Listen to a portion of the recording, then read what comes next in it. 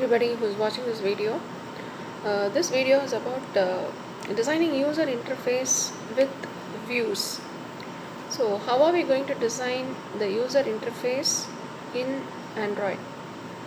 So every application should interact with the user for getting the input from the user, which can be processed in your application and the results can be displayed to the user.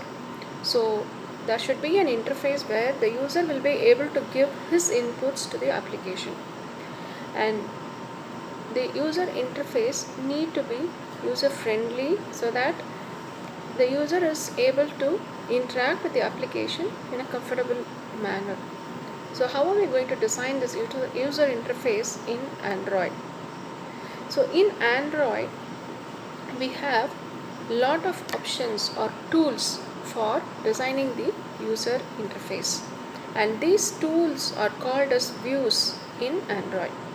So the tools which are used for designing a user interface in Android is called as a view.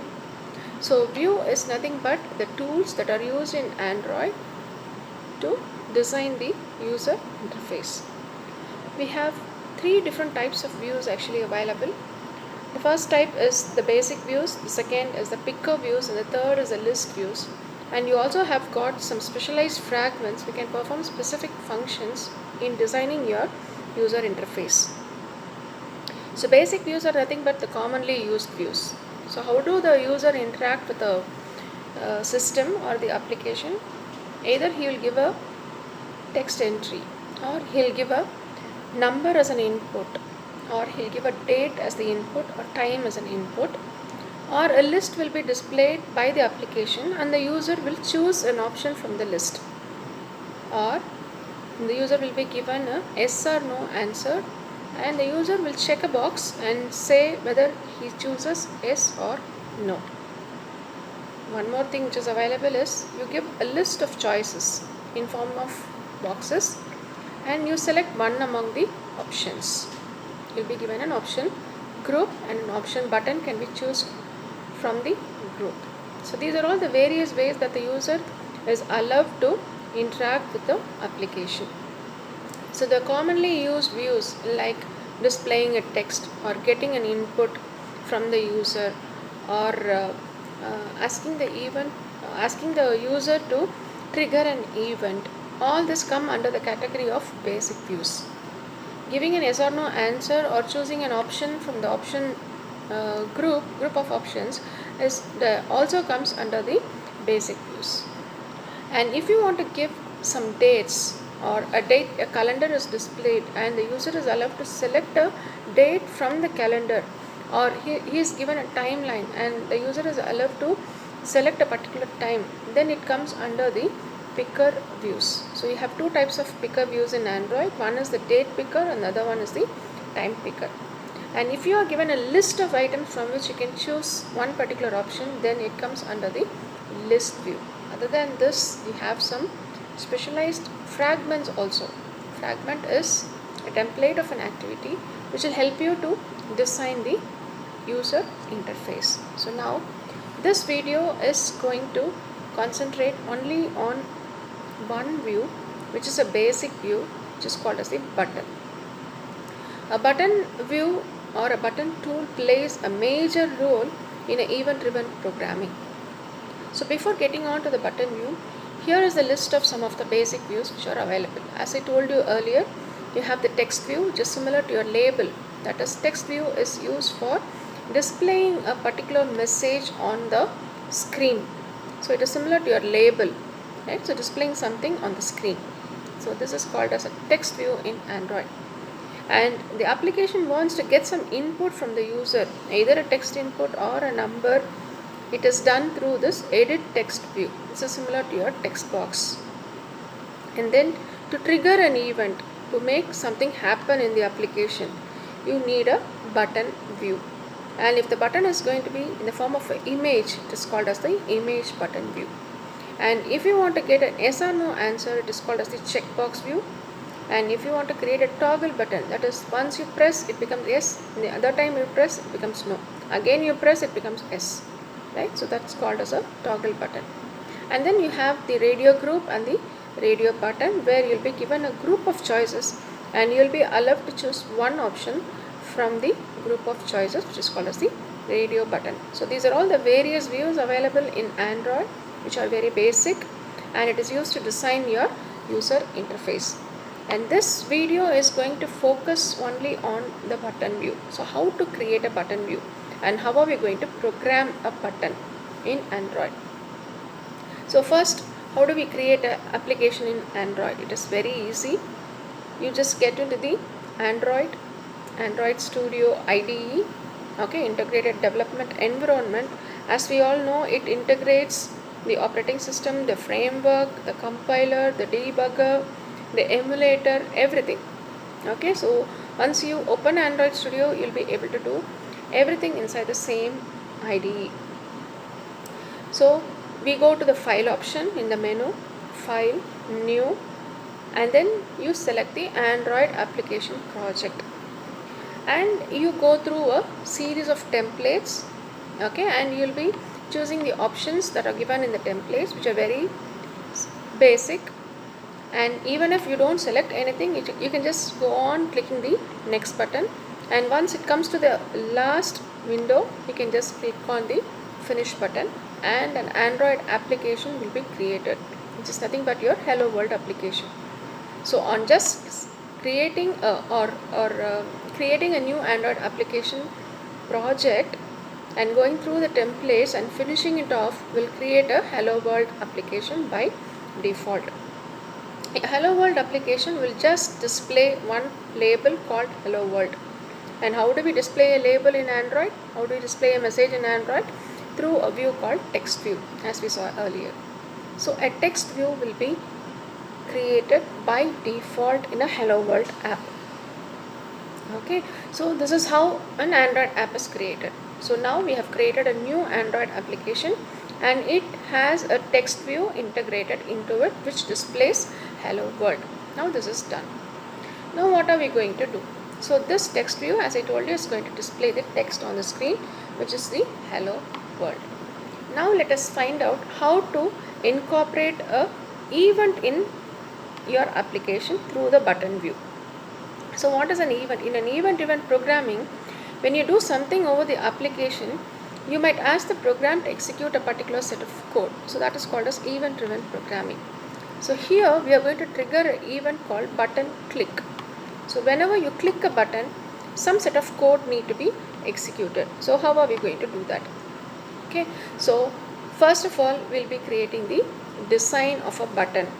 So design of a button, you have to put a button on your user interface, right?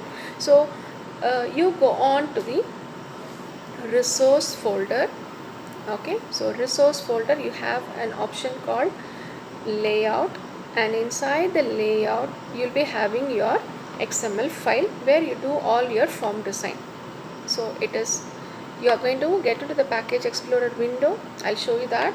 Okay, and you'll be getting on to the resource folder and then the layout folder, and then you'll have your XML file where all the user interface is done. And your XML file can be displayed, will be displayed in two modes. One is the graphical layout, another one is the XML mode. So XML mode will have a set of XML codes which will have all your views and all those things which you have incorporated into your user interface. And the graphical layout will show you the graphical representation of how your application will look upon on the screen. Now we need to create a button. So what you will do, you have a toolbox on the left hand side, and wherein you'll have a tool called button. So you'll have button, it will be written as button. What you can do is, you can get on to the graphical layout, just click on the graphical layout, press on the button and button widget and just drag and drop on the place where you want to put your button on the screen. Now a button view is created. I'll repeat it again. So what are we going to do? We are just going to choose the graphical layout mode in the XML file. We are going to select the button tool which is available on the toolbox, tool palette. You're just going to click on the button, drag and drop it on your graphical layout screen. So this creates a button on your user interface. And now if we go on to the XML file, you will see this particular code what is displayed on your screen. So a button will be automatically created, an ID will be given to the button for referring it in your subsequent Java programming, and then a width and height of the button is given, and now you will have to add one single line of code here which is called as Android text. So this will also be automatically created and it will be having button 1. I have now changed it to save. So now we have created a button called save, right? So now this is how your entire XML will look like. If we do the steps which I have listed now, this is how it looks like. So what are we going to do? We are going to get into the resource layout folder, choose the activity main.xml. It will get populated on the right hand side of your window, and there you'll have two modes displayed. One is the graphical mode and the one is the XML mode. You go into the graphical mode, choose the button view from the toolbox, just drag and drop it on the screen, and this creates this particular code what is displayed on your screen on the XML file. If you go into the XML mode, you could see this file. Now what have we done? We have just changed the Android text as OK. It will be displayed as button 1. Now we have changed it to OK. So now the design is over. Now we'll have to program the button. So how are we going to program the button? So I'll tell you the steps. I'm just zooming the window. See? So all these things, you'll be having a main activity.java. So this comes under the source folder, SRC folder. You have a package explorer on the left hand side. So there you have the SRC folder within which you have the main activity.java file. And what is the code that has to be written into the main activity.java file? By default, a Hello World application is created. So the corresponding code for the Hello World application will also be created inside this main activity.java. Now inside that code, what are the changes that we are going to do? We are going to import a package called android.widget.button. So this is the package which is going to help you to implement this button in your code. Okay, so what you have to do, you have to import two packages, import android.widget.button, and the one above that, import android.view.view. And one more I have done, which is called as the import android.widget.toast. So this toast is for displaying a message to the user. You can even display a message in the text view, but now I'm going to create a message box, a box of message, or a message which appears for a short period of time. It will not stay on your screen. It will just stand for a short period of time and it will vanish after that. So in that case, I'm going to import a package called widget.toast. And now you have the default code, public class main activity, extends activity, and all those things. And you have the set content view r.layout. set content view r.layout.activity main.